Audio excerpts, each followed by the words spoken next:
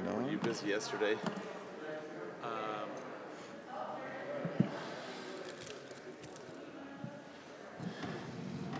Yeah.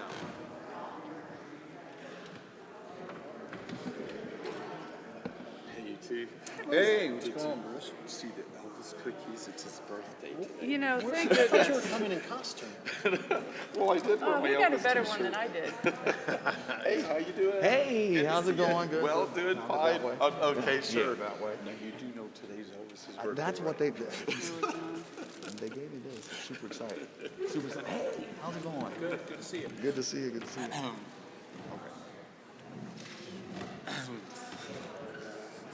Hello. Oh, hello. Sorry. I'm sorry. You put the question where? Oh, okay. Okay.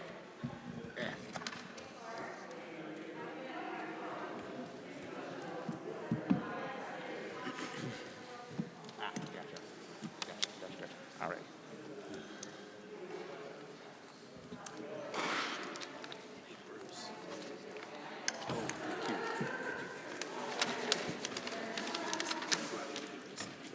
Oh, yeah.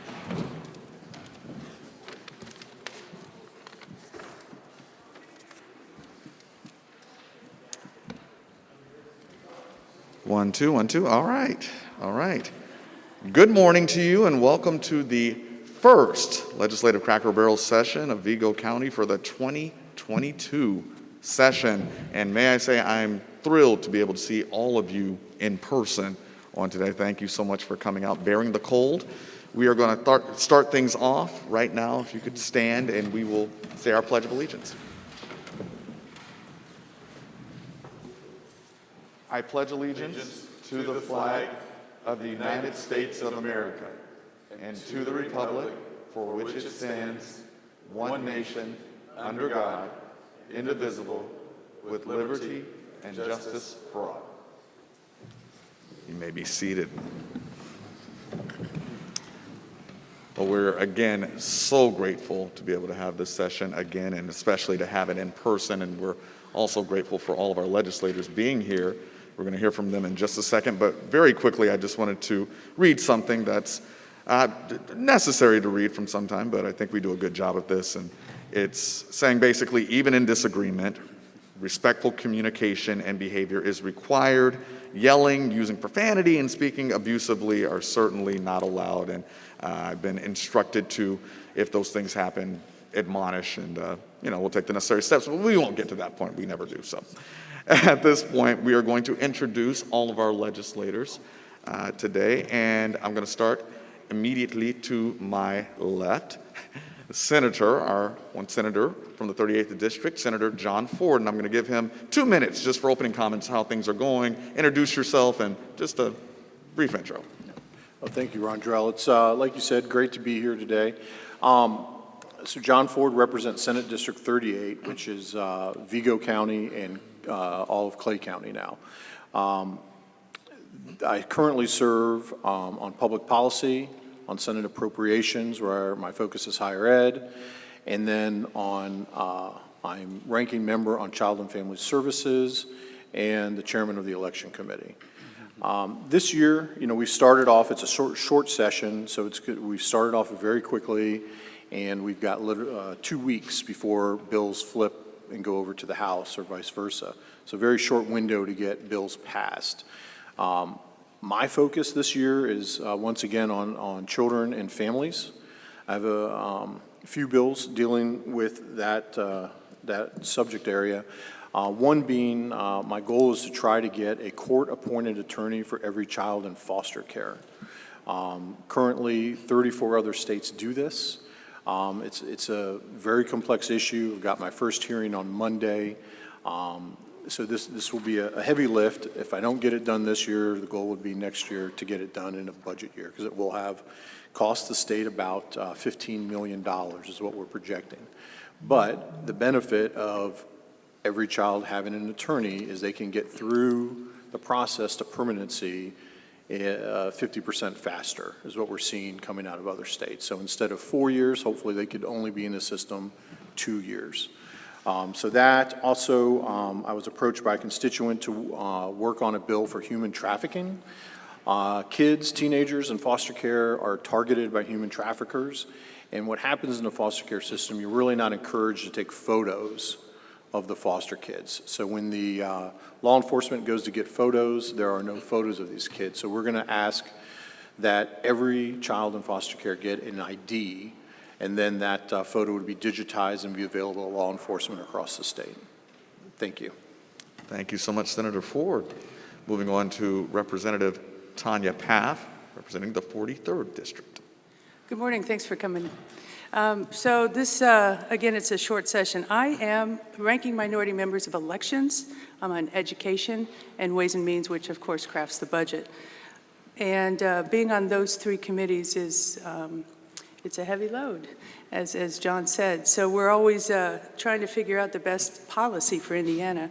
What I'm particularly working on is, I have some education and election bills, but the one that came from a constituent is called Project Lifesaver. And if you have a child perhaps with autism or a loved one with dementia, you get a bracelet. So, and then there's a transmitter that is at the Sheriff's Department. And so if you're a person of interest, a loved one goes wandering around, then you would contact the Sheriff's Department and the transmitter beeps and they can find this person immediately. It's a great thing. However, it is not all over Indiana. And people, especially children that wonder, they don't know the Vigo County lines, right? So what this would do is if this goes through, and I've already been in talks with the chairman of the committee, so it's supposed to get a hearing next week. If it were to go through, it would cover the entire state of Indiana. So I just think it's a great bill. And other than that, just having meetings with people and trying to figure out what's going on. Thank you. Thank you very much, Tanya. And representing the 46th District, Representative Bob Heaton. Okay, thank you, Rondrell, and it's good to be here again at the library in person. Hopefully we can continue this. So, but as it's been said, it is a short session, and this short session is going to probably go along quite quickly. But there's some bills out there, and one thing I've got about 3 bills. One dealing with Secretary of State's office that is kind of a technical corrections bill, if you will. It's House Bill 1092, but that's going to be in committee hearing on Tuesday. I've got a couple others dealing with retirement funds for public defenders, as well as a reservist bill that deals with tuition funding for them as well. But also, I might add, we had, I'm on with Tanya, I'm on Ways and Means, and we heard a bill on Thursday, I believe it was, Wednesday or Thursday? Yeah. Was it Thursday? Yeah. And, but Representative Dave Heine from New Haven, Indiana, which is just east of Fort Wayne, he had a bill, House Bill 1045, that was going to dealing with putting more money in for people, allowing them to put more money into their college savings 529 plan, and get more of a tax credit for that. Bump that up to $7,500 from $5,000 you can put in, and that will give you more of a true savings for that. And in my district, and my district goes from the federal penitentiary down to the west side of Bloomington, but in those 4 counties alone, there are $240 million under asset management for these college savings plans, just of these 4 counties. And that is about 13,806 participants that participate in that. So altogether, you've got about, I think, 6.6 million, or excuse me, billion under management throughout the whole state. And that is for parents saving for college tuition for their kids someday. And so I think that's a great thing. And something you don't usually hear about, but it's something that's very valuable for people to save money for their kids and grandkids' future education. So appreciate the opportunity of being here and look forward to the dialogue that we'll have later. Thank you. Thank you so much, Representative Heaton. And finally, representing the 45th District, Representative Bruce Borders. Well, first of all, as some of you are probably aware, This is Elvis's birthday. That's the Elvis T-shirt, and it was really kind of them to give us some Elvis cookies too. Thank you. I appreciate that. Now I kind of hit him on that. I said, "No, wait a minute. This is Elvis's birthday. We got to have something Elvis T-shirt. These are great cookies. Where were these made at anyhow? These are great." I'm sorry. Bites and blessings. Bites and blessings. Yes. Those are great. Thanks. Appreciate that. I'll look forward to chomping into those. But, you know, I was talking to Greg Sirwald a while back, and he said, you know, Bruce, he said, it's amazing how close we are to becoming a full-time legislature as opposed to what they class as a citizen legislature. And I absolutely got what he was talking about as we get into so much that used to. They didn't even have a second year of session. You know, they would have the biennial session. They just had the first year where they did the budget and so forth.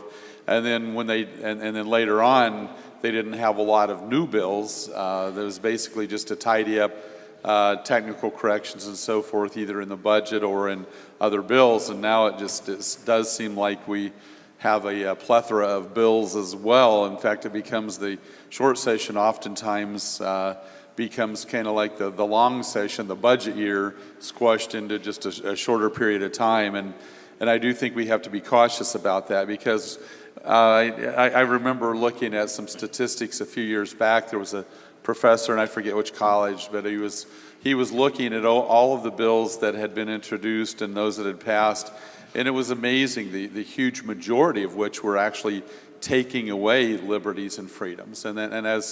And with the promulgating of law, we tend to do that. And so, you know, I do think we need to take a harder look, you know, both parties, quite frankly, at rather than saying, okay, this year we're going to mandate this, mandate that, and so forth. I think we need to start looking at weeding out some. And we do have a committee that does that.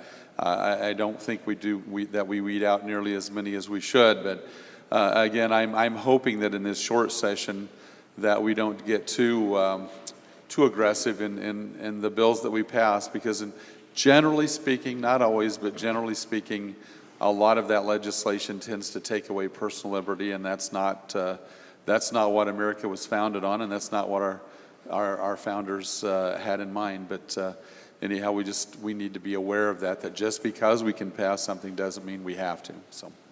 Representative Borders, thank you so much, and happy birthday to the King. That's right. Thank you very much. We were waiting. We were hoping we'd get something. All right, so let's move on now to our sponsor questions. We're asking each of our sponsors to come up to the microphone and, of course, practice social distancing. But before we do, as they're coming up, we want to just make reference to who our sponsors are, of course, the Vigo County Public Library, the League of Women Voters of Vigo County, the Will Center, Vigo County Teachers Association, Vigo County Taxpayers Association, Greater Terre Haute branch of the NAACP, Southern Indiana Area Labor Federation. And could we just give them all a round of applause for sponsoring? And as you come to the microphone, we're asking that you would state your name and your organization and go ahead and ask your question. So. My name is Sylvester Edwards. I'm the president of the Greater Terre Haute branch of the NAACP. And this is going to be somewhat of a learning experience. The word Sylvester, which is my name, means New Year's in German and also Yiddish. So everybody, happy Sylvester. As we stated, that this is about education. I've seen everybody up here, got college graduates who also taught in the public schools. My good friend there, Bob, he and I was in college together. As you can see, this jacket that I'm wearing, my deceased brother, bless his soul. This is a jacket that has all of the Black Basketball League. It would have been over 100 years if the league had stayed in practice or continued. Right now, as you understand, everybody do understand that this is the 70th year of the NBA. This jacket is telling you that our history as Black people in America, that you didn't know that. And I wear it proudly it does show all of the cities, their names, the logos, and the expression, including the 1925 Black All-Star team in play. This is something that most people don't know. To the question and the information I want to give you concerning critical race theories. And Mr. Edwards, I'm so sorry, and this is general of the order, forgive me for interrupting, but we're asking that our sponsors and questions in general take 1 minute to ask their question, and we'll give our responders 1.5 minutes to respond. So go ahead, yes. Do you know that critical race theory does not take away from American history? It adds to it things that you didn't know, which I just stated. So that is the question. Did you know these things? And if not, why don't you all allow us to go ahead and express what is true in America? Because the definition of education is not seeking knowledge. Knowledge can be a lie. It's seeking the truth. And without the truth, we're lost. Do you know about what critical race theory really is? Thank you. And we will open this up to the dais. Yes, go ahead. Rondrell, I just want to say something. Sylvester, the first Sylvester that I knew was Sylvester Wilson, who ran track and basketball at Wiley High School, which was right here at one time, Wiley. And what a fabulous athlete. I mean, good ball player, but also track star. I don't know if he was at sprints, but also the broad jump or the long jump, you know. But so when I met you years ago, I thought of Sylvester Wilson, you know, and but appreciate your comments. Anyone like to address the question? Yes, go ahead. Thank you. Yes, I know that it adds to American history. But I also know that what is being proposed now as legislation dealing with critical race theory, the bills that I have seen never mention critical race theory. They're a catch-all, and they're more, in fact, we're hearing one, there was one in the Senate this week, and we're hearing one on Monday morning. It's more of a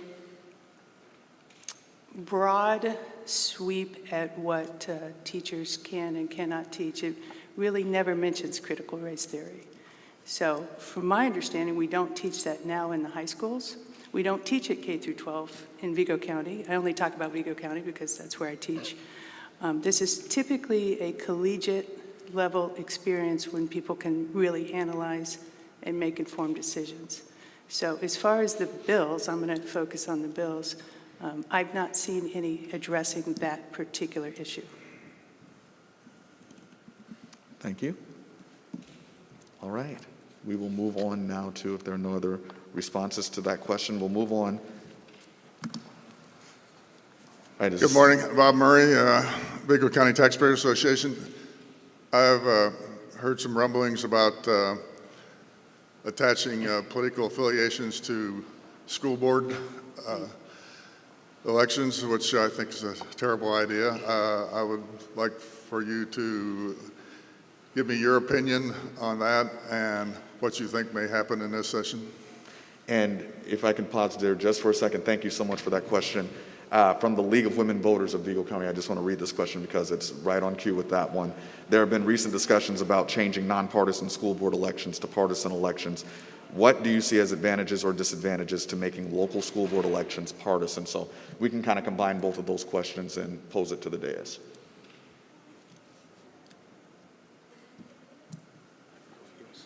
I'll go. Okay. Senator Ford? Yeah, so I think I've not seen on the Senate side any legislation yet on this. I think it's been widely discussed. I think there's been some discussions about certainly having them partisan. There's also been discussions about letting people choose if they want to list their party. But, I think, especially here, I think in Vigo County, I think it's all we know, in my opinion, we already know what parties our school board members are in. So I don't know I'm that opposed to it. I will say that in my recent survey that I did that I sent out, 62% of the people that responded wanted partisan school boards. Thank you. Representative Pat? So we're hearing, on the House side, we're hearing the bill on Tuesday morning at 8:30, and the bill simply says that all candidates for school board will attach Democrat or Republican to their name. I'm against this. If we could possibly keep as much politics out of education, that would be great. Now, I say that the disadvantage is over half the budget is spent on education. So you could argue that there are politics anyway, correct? But for me, as a candidate and watching the amount of money spent on all these races, once you attach a D or an R, then that opens a new money trail. And for me, the school board is about making policy. And our school board has done a great job, especially through this pandemic. They've had a lot of hurdles to cross and a lot of problems. Also, I'm not sure if people know this, their salary is $2,000. The state legislature caps it at $2,000. So to find good, qualified people that are truly public servants that want to do this job, I think it's best for everyone if we just keep the politics out of it. Thank you. Representative Eden? Well, Bob, I disagree with you. I don't see anything wrong with it at all. Some people will argue with you and others that it's already in the schools, because when you take the Indiana State Teachers Association and look who they've supported for years, and it's always been 90-some% Democrats, so people will argue with you that it's already in the schools. It's I can't tell you really who's, I can tell you maybe one Republican on the school board here locally, but allowing people to put an R or a D or an I behind their name when it comes to an election for school board, I see nothing wrong with that. All right. Thank you very much. Are there any other sponsor questions at this time? Yes, I have a question. Sir, could I you wanna say your know name why- and your Oh, my organization? name is Sylvester, just like Sylvester here, but And I'm your Sylvester organization that you're Hammond. with? My last name is Hammond. But I want to ask. Sir, what's your organization that you're with? Right now, we're taking sponsor questions. Yeah. If you have a public question, we'll get to that in just 1 second. One more sponsor question. Thank you. They never set these up for short people. I'm Diana Jocelyn. I am with the Wabash Valley Chapter of the Southern Indiana Area Labor Federation. Also, I am a member of the AFSCME, Indiana Kentucky Retirees Council 962. My question is concerning the PERF and what they normally call the 13th check. Last year, we did not get one. When I say we, that's a lot of public employees, not just state employees, which I am, but county, city employees. We got a 1% increase, which is a very minimal amount compared to what we used to receive. And I wanted to see what is the status of reinstating that 13th check like we have had for a number of years. And frankly, a number of people began to depend on getting that every year to pay their bills. It wasn't a huge amount. The maximum was $450 for over 30 years service. So if you could tell me if you're looking at reinstating that, and certainly I would encourage you to do that. Go ahead, Representative Heath. Well, I appreciate the comment. I know last year in the House we voted for it, the 13th check. And in Ways and Means the other day, Representative Ed Clare from New Albany mentioned that he heard from several people in his district that they were disappointed that they didn't receive that 13th check. So I don't know exactly where it's going to be this year. I know the Senate didn't take it up, not to say anything bad about the Senate, but I don't know what their plans are for this short session, but we'll see where it goes. On the Senate side, we are talking about it. We've heard certainly that people, want the 13th check. I think it's, I think last session there was a little confusion. We were lobbied pretty hard and have been for years for the COLA. I think where we had some confusion was they wanted both. And I think, long term, the COLA would mean more. But, I think we misread what folks wanted. And so we're working to try to fix it. And, obviously, we'll see what happens financially with the budget and everything this session, but, next year we also would work on that issue. Representative Pat? So a lot of constituents reached out to me about that issue as well. And what we were wanting, the Democrat side, was the COLA and the 13th check to gradually, so you would gradually fade out the 13th check. Does that make sense? But also raise COLA, so not just 1% every year, 1% to 2%, so that you could eventually get rid of it. But none of us were expecting it to just be put away. So yes, we will continue discussions on it. Thank you. All right, thank you very much. Are there any other sponsorship questions at this time? Okay, now we're going to open up the floor to the public for general questions. We're asking that you will line up at the podium. Please practice social distancing. We're asking that you take 1 minute to ask your questions and pose it to the legislators on the dais. And we're also admonishing the legislators that not everybody has to answer every single question, but you can take about 1.5 minutes to answer each question. So that being said, sir, I know you had a question, so you can come on up at this time and state your name and what your question is. Sylvester. That's my friend right there. I want to know, why are we allowing the casino? Sir, I apologize. I have a little trouble hearing. Yeah. Casino. There we go. Can you hear me? Yep. Well, yeah. Why are we allowing the casino to come in Terre Haute? Or do you have anything to do with that? All right. And then there's another question I want to put out on the burner. Teaching in our schools for sex education. Why is it so graphic? Why do we feel like we have to teach the kids every little detail? I want to throw that out to you. Okay, so casinos and sex education. So I'll take the casino question. I'll take this.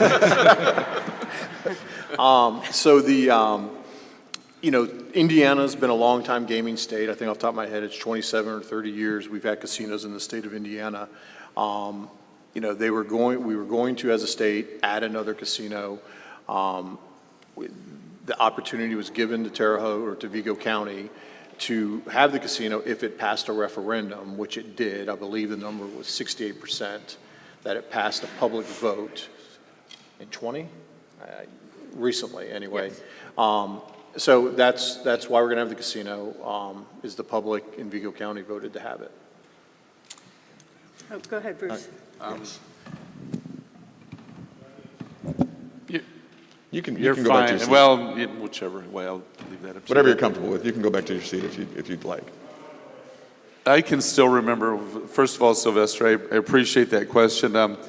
I can still remember years ago when Marvin Cheek was the pastor of the United Methodist Church there in Jasonville, where I actually used to teach the adult couples class. But anyhow, one of the things, this was when they were looking at bringing in casino gambling and also the lottery and so forth. And I remember one of the arguments was that, if you looked at those states where they had them, there's kind of a law of diminishing returns that basically, people, they get excited about it initially, and then as they,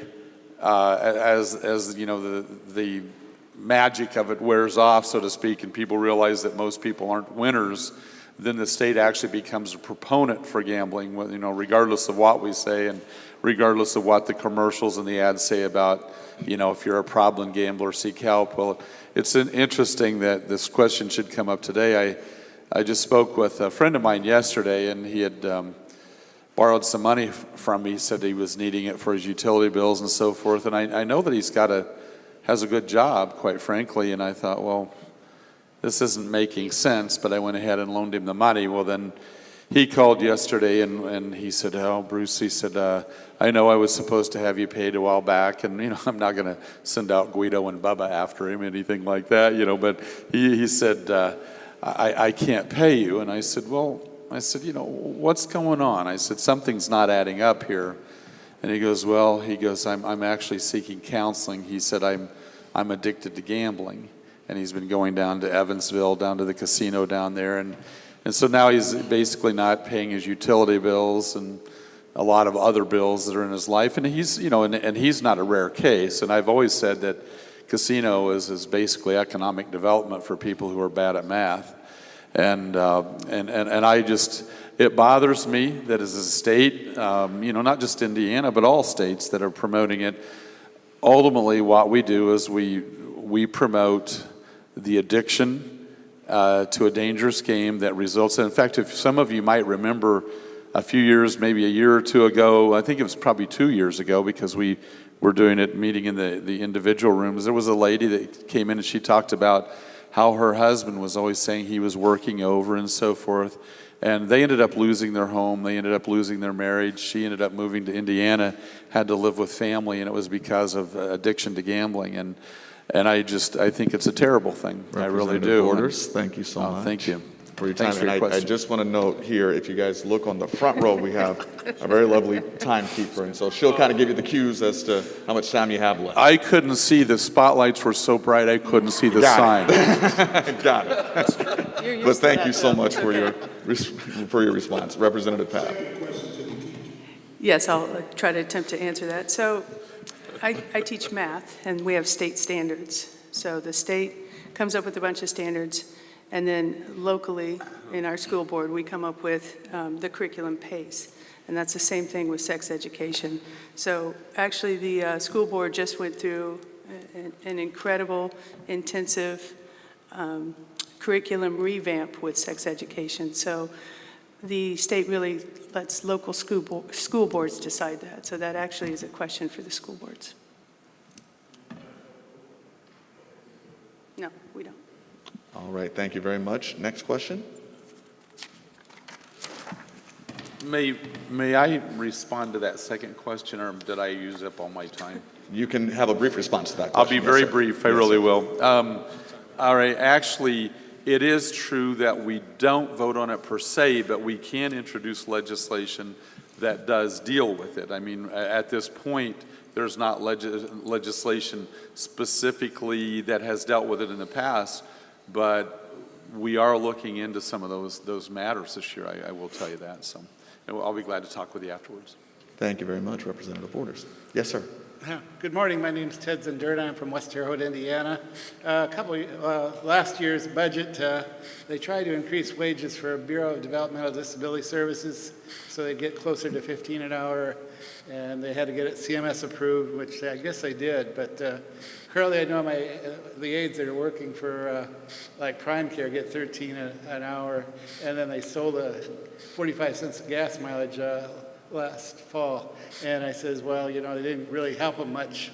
And I was just wondering if they really tried to get to 15 an hour on that. I talked to Madeline at Senator Ford's office, and she said she tried to look up the bill, but I don't know. They said the House and the Senate was unanimous about the raise. Right now, you got 8 providers, and they just don't have nobody. You call every place, and year after year, they just don't have nobody. Nobody wants to work for $13. You know, well, it was actually $10 to do home care, where you go down to Mike's Car Wash and make $16 an hour, you know, easy. So I've been concerned about, well, even if they did say the 15 an hour, if they've got loopholes in it, you know, where they basically the owners or the CEOs of these businesses just take it to their advantage instead of give it really to the employees. What I'm talking about there, like, you know, my provider was the old mayor's son, and he took like 45 cents a mile away from about a month ahead of the raise, which of course was also supposed to be retroactive to July, where they was going to give them, you know, back pay for until the increase was, when the increase was improved, that, you know, by CMS, they could go back and pay them up to July. But it's really been a rough road getting Bureau of Development Disability Services everywhere. And of course, maybe like that in a lot of home care situations. All I can say is Visiting Angels, they do wonderful with FSSA's Medicaid PA side, but the waiver side is really hurting a lot. And then well, anyway, I just wonder if you know anything about that bill, and if it was supposed to get us to $15 an hour. Thank you, sir. We did put money in to raise the fee up to $15 an hour, and I believe it was in the budget. So we did pass that, and in terms of implementation, I don't know how that's going. rates, because I think like, yeah, they was getting like 1065, they went to 1310, and as soon as one of my 65-year-old aides heard about the lack of mileage, she said she wasn't going to even come back. I mean, it was just basically driving them for, they didn't get no benefit out of the raise. There's loopholes just like in the IRS, you know, where they figure out some way to get around something. That's true, but we did put the money aside, and then it's, you know, I can't believe, I mean, I would think it would behoove the providers to increase the wages Yeah. because right now everybody is looking for employees. Yeah, So it's we for their own put it good. in there, and hopefully it's getting to where it needs to go. And Yeah. I don't know. All right, sir, if there's more of a conversation that you would like to have, Yeah. there are methods that we can do that after the case, but has Senator Ford answered your question? Yeah, I think it just still needs fixed, unfortunately. It's really, really bad out there. If you need care through that program, it's really, I thought they made a good effort to fix it too that way. I had another one, but I can probably bring it up after the. Fantastic, and if we have time, we may be able to have All right. people get back in line. I appreciate it. for Thank next you for your question. time. Thank you so much, sir. Good morning. My name is Marie Thies. I'm an educator. I'm a part of the Vigo County Teachers Association and Indiana State Teachers Association as their legislative action team. And I'm also here in Vigo County as county counsel at large. And one of the things I've learned this year, especially, I think I've always known it, but it's really clear how education really impacts growth and the economy in our communities by having strong schools, strong programs, and strong curriculum. And so one of the things I am asking of you, there's a bill, and excuse me, I don't know the numbers on it, but it's called Education Matters, is what they've named it in the House. And with that, it addresses a lot of areas that could be impacted by in education for a number of different curricular areas and student services. So I'm just asking a simple yes or no question, or even you can address how you will do that. I've touched base oftentimes with our lawmakers. I am asking before you commit to voting yes or no on an education bill, if you will reach out to local educators or to myself as the legislative action team, Curtis DeBon here also on the team, before you make those decisions, if you have any question about education and how it will impact our students and our programs. So a simple yes or no question, if you'll reach out either to myself or your local schools and administrators before going into a decision because they represent you or you represent them. Thank you. Go ahead. Would you mind writing down all your contact information and Actually, I was going to get it to you afterwards, so I have it all ready. Sure, So I was okay. able to grab everyone else beforehand, so All right. I've got mine ready for you. Okay, Thank you. appreciate that. Thank you. Yes, I'll reach out to you. Yes. yes, I will meet with you again. I appreciate it. It's just, and he's got it. It's an important part of reaching out to your educators on some of those bills because we have the background for it. So I appreciate it. Thank you. Thank you. Thank you very much. Next question. I'm really glad to see that we have such a youthful group of legislators here. We love you. But thanks for calling us youthful. That's concern, wonderful. Thanks. my concern, Really however, quickly, sir, could you please say your name? oh, my name is Jeff Dickerson, and I live in Sealyville. Thank you. My concern, however, with your youthful appearance is that you may not have empathy with us senior citizens. And specifically, since I have become a septuagenarian, I suffer from a lot of the ailments that septuagenarians suffer from. And when I was a teenager, I smoked a lot of pot. And then I didn't for nearly 50 years. And recently, I've had to go back to it. It's the only thing that gives me relief from my arthritis. And I've been through 6 different doctors. And Our governor has said that we can't do that because somehow the federal government doesn't allow the banks to handle money. Now, following Mr. Rondrell's advice not to use naughty words, this argument is specious at best, and quite frankly, it is bull effluent. 1 in 4 Americans calls themselves a gardener, and in Indiana, it's closer to 1 in 3. And you should allow people to have their own homegrown. If you don't want retail sales, fine. Allow those of us who are gardeners to grow our own medicine. If I plant a midnight garden now, I'm committing a felony. And I've never been in trouble. Sir, I'm going to ask that you form this into a question for the legislators. Please. How do each of you feel about this? Thank you. Let's go first. I'll go first. So on public policy, we've been studying this and looking at other states like Michigan, who recently passed it, and Illinois. I don't foresee anytime soon that passing in Indiana. I think what the governor's comments were, until the federal government moved it from a level 1 narcotic to a level 2, he personally would not entertain it. And that is where I'm at as well. Because as it being a level 1 narcotic, I mean, if they move it down to number 2, then we can do research. Right now, we're at limited research on the long-term effects of legalization of marijuana. So I would not be for it.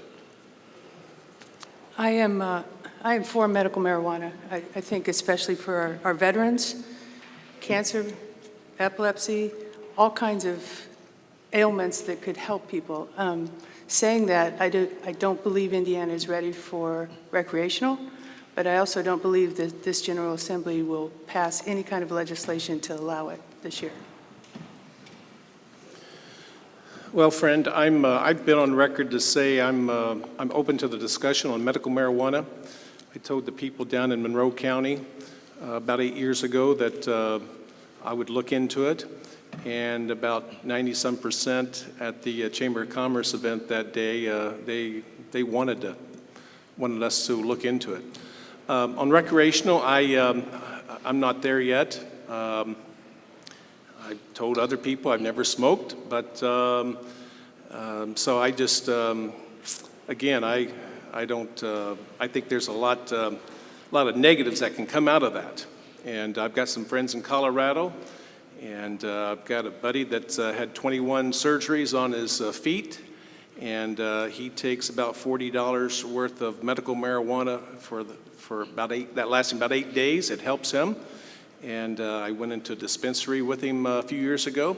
But there's some things in that dispensary that can really mess up your mind, and so you just have to kind of watch it. But I'm open to the discussion, but when it comes to recreational marijuana, I'm not there yet. Well, what I would ask, first of all, regardless of where an individual stands on marijuana, I know there are things that can deal with arthritis just as effectively, in fact, probably much more effectively than what marijuana could.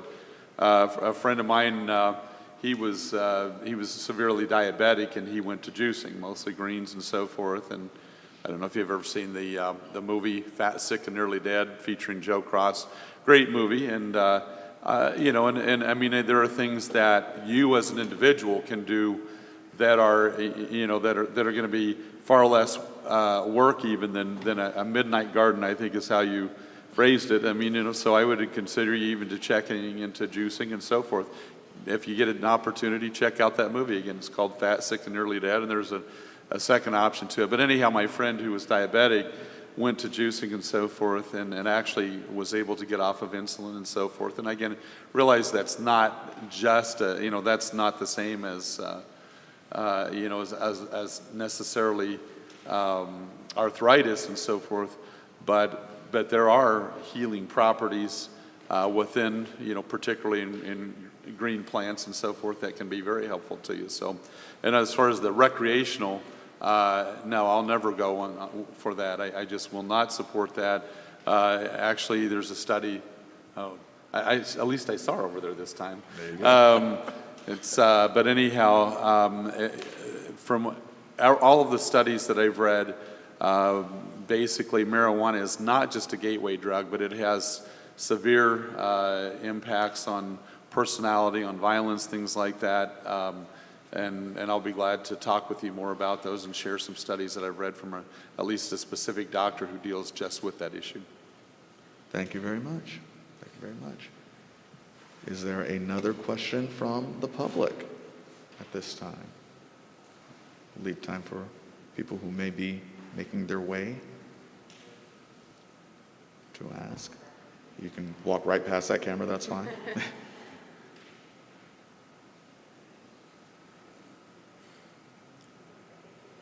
Yeah, you would be next. Go ahead.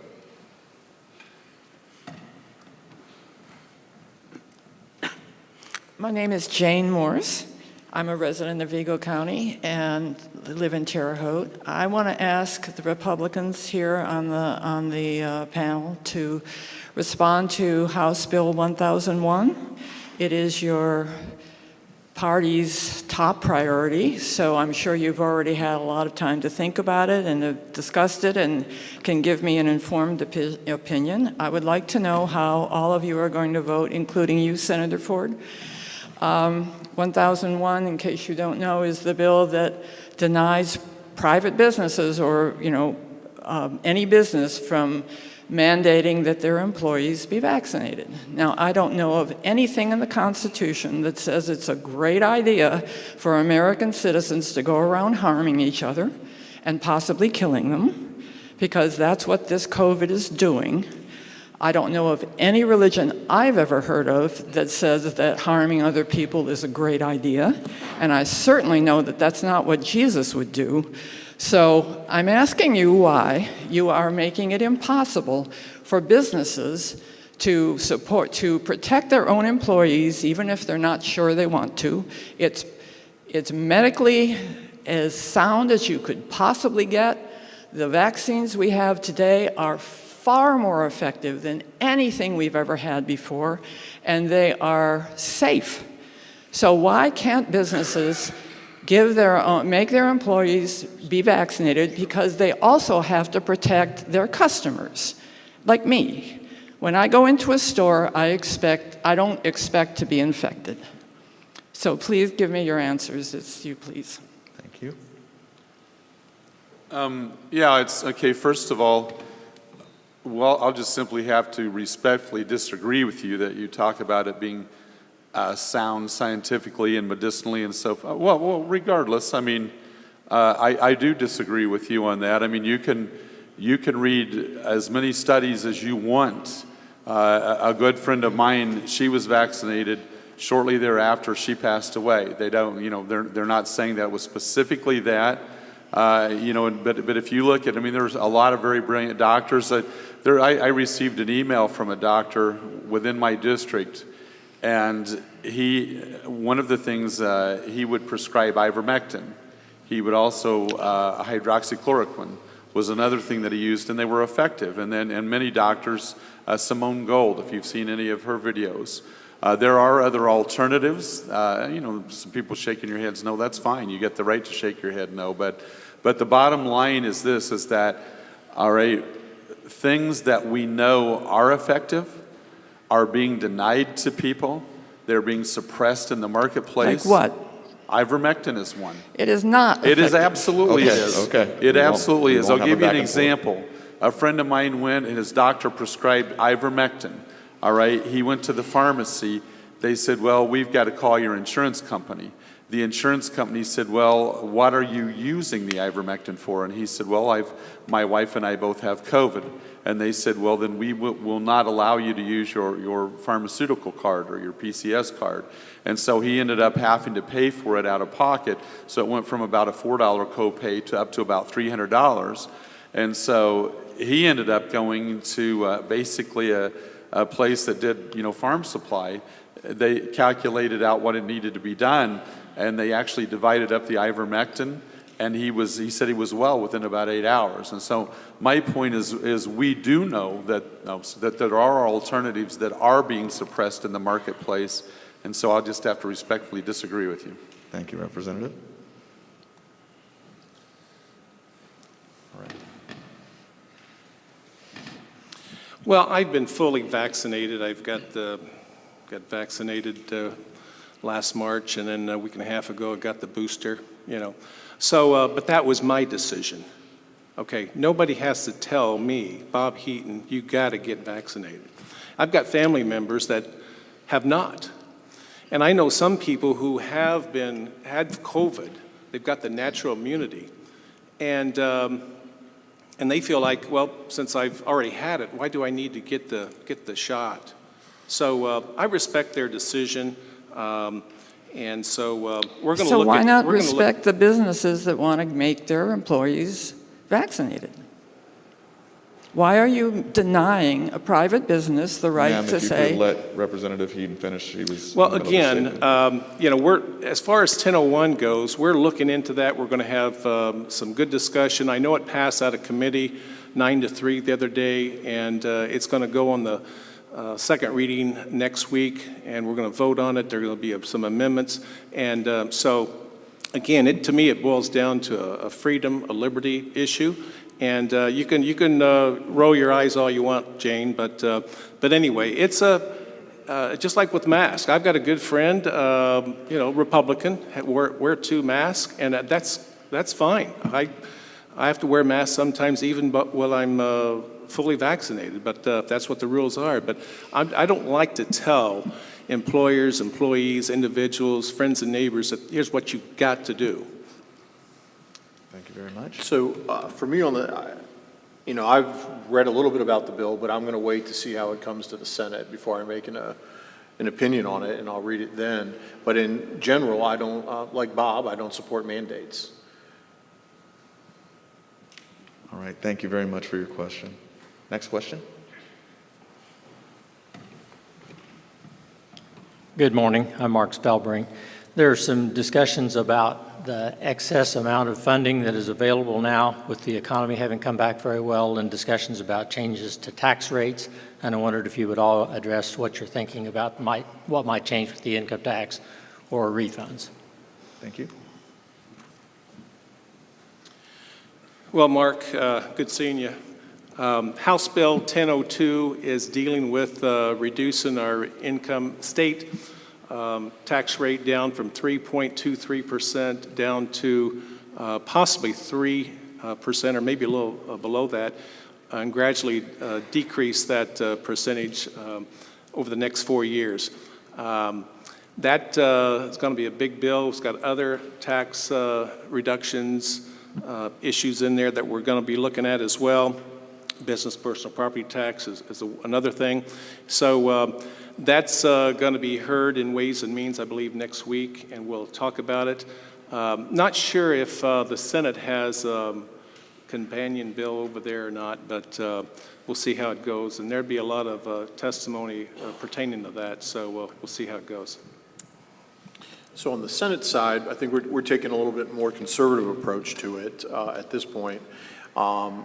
Senator Holdman, who's chairman of the Tax and Fiscal, has a bill which would have a 15 to 17-day tax amnesty for sales tax. So we have one tax bill, and that's kind of where we are at this point. I think from our point of view, it's, a lot of money's been pumped into the economy from federal stimulus. So some of these gains that we've had, we're a little unsure if those are long-term. So we don't want to do anything like lower personal business property tax that may hurt local government, and then find out in a year that we had an issue. But I think the governor's talked about his vision for personal business property tax would be on new equipment moving forward. So that would have a little bit less pain for local government. But there's no doubt, I think we'll see how this House bill comes over and what shape it's in. But on the Senate side, we're a little cautious. Thank you. I guess, yeah. what I might mention, it's $1.3 billion is the amount we're looking at. And, you know, sometimes we forget that this is individuals' money. A lot of times we, you know, talk at, you know, as if this money was just, anointed from on high, that it was going to be government's money. But something people do tend to forget about sometimes is that a few years ago, what we did is we allowed the taxation of internet purchases. Now, one of the things that had to do with was a fairness issue to your brick and mortar stores. I mean, you know, it's many of you have seen how they are suffering, and then that is as a result of what was happening at that time, just in the marketplace, is somebody could go order something off the internet, and they already had one foot up on the competition simply because there was no sales tax on that. And so we started allowing that. But on the same token, any of you who order things off the internet, I would assume that's most of the people in this room, you now notice that you are paying a tax on that. So this is an opportunity of at least returning some of that money back to the people that paid it. And I've often argued that everybody at the State House has a lobbyist except for the taxpayer in general, and so this is an opportunity to return to the taxpayer some of the money that was taken from them in the past. So. Thank you very much. Yes, sir. Yeah, and one thing I guess I should mention is, Senate Bill 1, we are, you may remember a few years ago, I think 2012, we passed a bill that would automatically, if we were over the rainy day level, automatically send money back to taxpayers. So this year, in 22, that'll be $500+ million that Hoosiers will get. So to Bruce's point, it's not our money, it's taxpayer money, and we'll be sending some back. All right. Thank you very much. And another question from the public?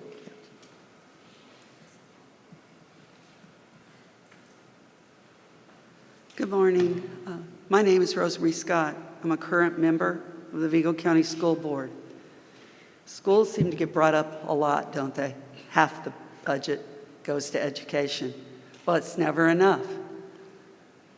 Now, when you have real problems that you could be working on, things to help schools, things to be more efficient, it appears to me that we have made up a problem that didn't exist by saying board members have to declare their party. School board, the idea of school board and the race itself attracted me as a citizen, as a mom, because it was nonpartisan. You said we already know all the parties of the people on our school board. Correct me, Bob, if I'm wrong, if you didn't say that. I know one. Yeah, but you said, I know one. Well, I don't have it recorded, but I interpreted it as that you said that we know the parties. You know mine? Because I don't have one. I'm independent. 13,700 kids, over 1,000 teachers depend on what I think and what I say. I never look at that through any kind of a political scope. I look at those kids like if that was my own baby, if that was my own little one playing basketball, playing baseball, soccer, struggling with reading, needing an excellent math teacher. I think this is foolish, and I really feel it's deception because I feel like this was never a problem. It is something now that Republicans have decided they can get people riled up about and get extra votes. This is my opinion, that this is just to secure the base because these people will lap this up like mama's milk. Let's give them something that's not a problem and tell them, hey, this is a problem. Now I'm going to fix it for you because I'm so great. No, you talk about agencies that give their attention to Republicans, to Democrats. That's because they respond to education. Ma'am, if you could, your time's up. I'll respond. I mean, I think just the way you're making your statement is why people are upset at school boards. I've gotten hundreds of emails from parents who are upset with school boards. What has happened, in my opinion, is COVID hit. They got to see peek inside of what their kids were learning, how schools are operating. They had questions. They went to school board meetings, were very limited on what they could say, were told they're not teachers and sit down and be quiet, or in some counties, they weren't even allowed to talk. And that is what has driven the public. I mean, I was just at a coffee shop this morning and 4 different people stopped me to say they need the school boards to be more transparent. You know, half the decisions or more are made in private, behind closed doors, before they come out and vote. And I think a lot of parents are upset with how they're treated by school board members and school boards. So I think that's why you're seeing a lot of legislation to try to rein in, provide more transparency on school boards. Any other responses? And I will say too, I mean, there are bills, positive bills to help education. I mean, we have Senate Bill 2, which is to fully fund virtual funding. So take that from 85% to 100%. I think it's pretty significant. That's our second, it's so important to us. We've made it our second priority bill after the tax refund. So there is a lot. I mean, I've got a bill, 178, which would be give teachers back some of their collective bargaining rights that they lost in 2012. So there's a lot. I think what you're focusing on is what you're seeing in the news, and I think there are a lot of other good education bills out there. That was the question. Why are we doing this when we have always been a nonpartisan D's and R's have association? complained to me about school boards. It doesn't matter what party affiliation they have. And we'll see where that bill goes. I mean, we're at the beginning of session. We will see where that ends up. But I can tell you those 4 group of people that stopped me this morning at the Traverse Pie Company, all 3 wanted partisan school boards, 1 did not. All right, thank you very much. No one else is going to respond? Well, I've already stated my opinion. You know, I'm against it. I will say, from the state side, there are over 290 school corporations, districts. So 290. Vigo County, I think, is very lucky to have 1 school corporation in our county. There's not that many of them. I think 3. But anyway, don't quote me on that. But when you have 290 different school boards, I think that's what's causing a lot of concern. I believe what we do in Vigo County, we do allow parents to participate in the conversation, to testify, to help choose the curriculum. I think what we're doing is right, but I think these bills come as a response to the other over 290 corporations. We just had a meeting with over 40 people speaking a few nights ago, so we do allow people to speak. And there are 7 of us. I could not tell you I'm sorry, what they are. We have to leave time and space for other people. Thank you so much for your question.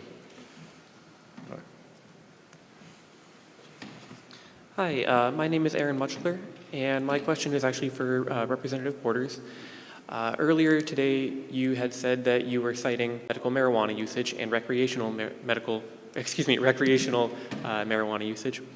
And then yet you said that you would not listen to any medical studies on the COVID-19 vaccine or medication. No, I did not say that I would not listen to any Representative studies. Borders, can you let him finish his question, please? Sure. Thank I you. just wanted to correct, I felt like that was a pretty gross. We'll let you respond once he's finished with this question. Thank you.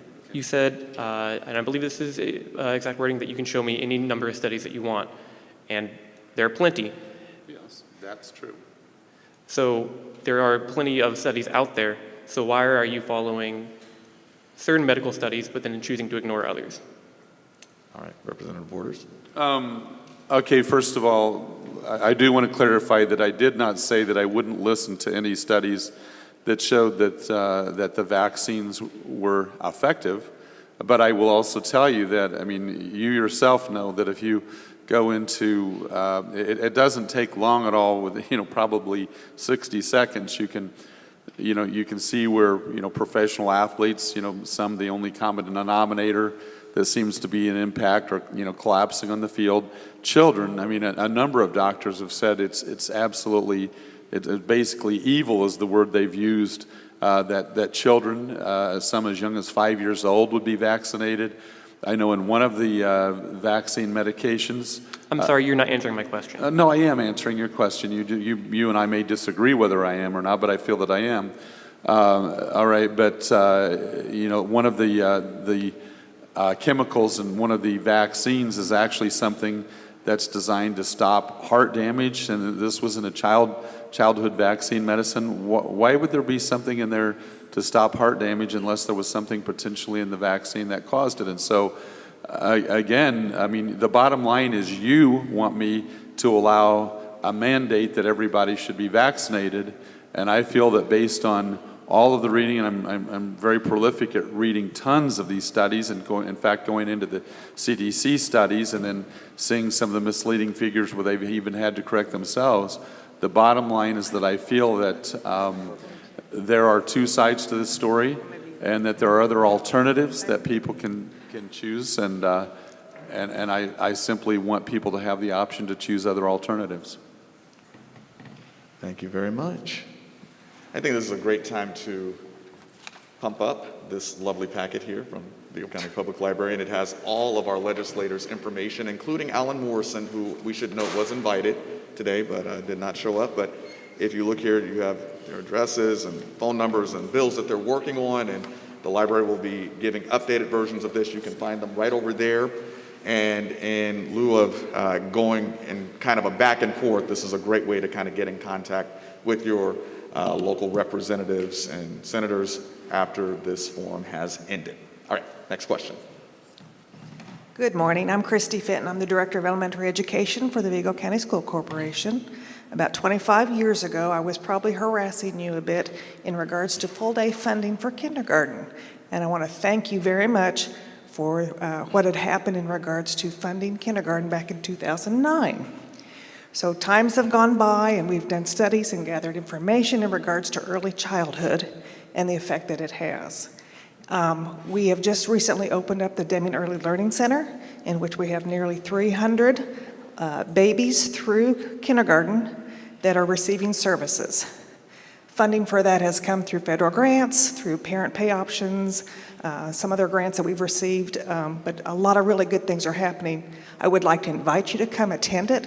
We have had people from all over the state come and visit and see the wonderful things that are going on.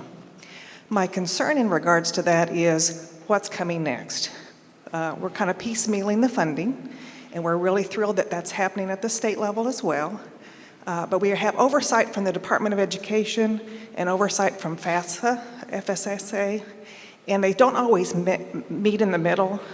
And so I guess I'm asking, how can we get those two groups together so that we're following the procedures that we need to follow without harming another side? And so it's just getting a little bit confusing. It's a new area. A lot is happening with that, a lot of changes. So I don't fault anybody for it, but I guess I'm asking for assistance in how we can continue to support early childhood and do it in a proper manner. I'll go.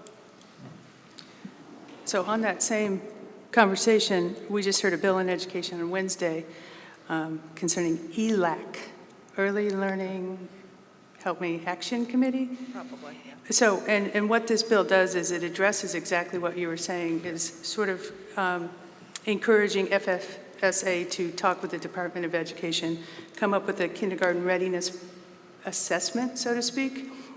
We just heard this on Wednesday. It's still in committee. We haven't voted it. But I'm with you. The earlier we can get people in, you know, On My Way Pre-K is a great program. We expanded funding, but not enough. I'm one of those moms that my 4 children, we couldn't do half-day kindergarten because I work. So I was on your board. So now I'm in, I would love to see pre-K 4-year-olds as an option for everybody who wants to do it. So that is in the works, if I answered your question. Yes, thank you.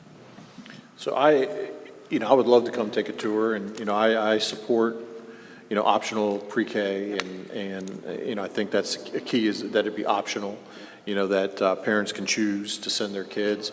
But I fully support that, and, the chairman of Family Services and I went to Warren Buffett. His daughter runs a foundation on pre-K funding and pre-K education, and we both were fellows in that program for 2 years. So I'm fully supportive of pre-K funding. Christy, I wanted to say, thanks for having coffee with me the other day. I appreciate it. But I still want to get up there. I think you said Tuesday mornings are a good time to come up to Deming, and I want to get up there and see that. Is it 29% as far as the state? Are we at 29% level as far as providing to the kids out there, if you will? I don't know the answer to that. I think it's around that. But We're probably about 50% in Vigo County. 50% in Vigo, yeah. So we got a long ways to go, but I think hopefully in due time, that number's going to increase up. Just want to make myself available if you need any help in regards to kind of sharing that message as And well. also if we could get your contact information afterwards. Absolutely. Like that. Yep. Thank you. Thank you. Thank you so much. Okay, while you may be thinking of other questions from the public, there's been a lot of discussion on, I believe it's House Bill 1077, and that would eliminate the need for a state license to carry firearms. Just curious on your thoughts of said House Bill, what you know of it, and kind of your thoughts, posing it out there. Whoever. Well, that bill deals with, some people call it constitutional carry, some people call it lawful carry. I voted for it last year. It passed, I believe, in public policy the other day. 9-4, whatever it was. But it's going to go Monday to second reading in the House, and there'll probably be some amendments, I'm sure. So, again, I voted for it last year. It didn't go anywhere in the Senate, but we'll see what the Senate does this year. If it does get out of the House and goes over there. Yeah, I also voted for it last year as well, and again, I'm not sure. I mean, and John, not picking on you, but you might be able to answer what happened over on the Senate side. I'm not sure. I think the chairman of the committee that it went to wouldn't even allow a vote on it, I believe, but I may be wrong on that. So I'm not sure, but I'll defer to John on that if I might. That's fine. Yeah, like Bruce said, the bill came over to the Senate from the House. The Judiciary Chairman, Liz Brown, would not give the bill a hearing, so we did not, did not hear it at all in the Senate. So it'll be interesting this year. I think we've got a bill in the Senate that she is actually sponsoring on this issue. So that has not been heard yet, so we'll see where we go on it. But in general, I'm supportive of the concept. I am not supportive of it. There's a reason we do this, and this is to vet people. So thousands of people get denied this. I was talking to a deputy the other day, and the reason we go through this process is to make sure that the people that can carry this should be able to. They don't have domestic violence charges. They don't have felony charges. These license fees help our local police department. So until we figure out a way to fund that, I don't want to just take away this mechanism and not recoup our local police. I'm against it. That's it. All right. Thank you so much. Well, if we do not have any more public questions at this time, I think we can go ahead and give final comments from our legislators, and we'll start on the opposite end of the table with Representative Borders. Well, the best way to reach me as far as the email is the h45@IGA, which simply means Indiana General Assembly, .in.gov. I'm listed in the phone book. Feel free to call me, or you can easily Google my phone number, but it's 812-665-2072, and I'm very prolific at checking my voicemails and so forth. But again, I think I probably throw this caveat out each year. I just want to be careful that we don't take a short session and turn it into a plethora of laws that in essence, many of which would bind liberty on people, and I think we have to be very careful about that. But it's good to be back here, and it's really nice to actually be back talking to real people instead of to a computer screen, although we did enjoy last year. Thanks for working with us on that, but it's nice to see your smiling faces, so thanks. Thank you, Representative. Representative Heaton. Well, thanks again for everybody coming out today. Talking about Bruce, he's talking about you can call him. His phone is pretty old. You can't text him, though. He's got this old phone, but his daughter gave him an I-12, but he wouldn't take it. The Smithsonian has offered me good money for this, though. So. But anyway, thanks for coming.